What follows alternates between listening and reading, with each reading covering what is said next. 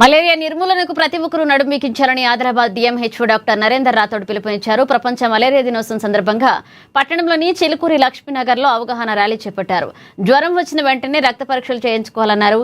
పెరుగుతున్న ఉష్ణోగ్రతల పట్ల ప్రజలు అప్రమత్తంగా ఉండాలని, వ్యక్తిగత పరిశుభ్రతతో పాటుగా పరిసరాలను శుభ్రంగా ఉంచుకోవాలన్నారు.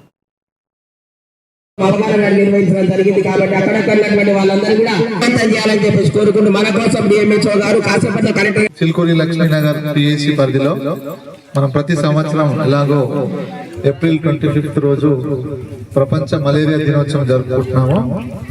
అదేవిధంగా ఈ రోజు పిఎస్సి పరిధిలో అర్బన్ హెల్త్ సెంటర్ పరిధిలో మనం అవగాహన కార్యక్రమం ఈ సందర్భంగా చేపట్టడం జరుగుతుంది. ముఖ్యంగా ఈ రోజు వరల్డ్ మలేరియా డే సందర్భంగా ప్రజల్లో మలేరియా గురించి అవగాహన కల్పించడం, మరి వ్యాధి ఎలా వస్తుంది, దీన్ని నివారించడం ఎలా అనేది మనకు వాళ్ళకి అవగాహన పరచడానికి ఈ రోజు మనం ఇది జరుపుకుంటున్నాము. సో మలేరియా పుట్టకుండా చూసుకోవడం అనేది ప్రజల బాధ్యత. మరి మలేరియా పుట్టాలంటే ఇది ఎందుకంటే మలేరియా వల్ల దోమల వల్ల ఈ మలేరియా వస్తుంది.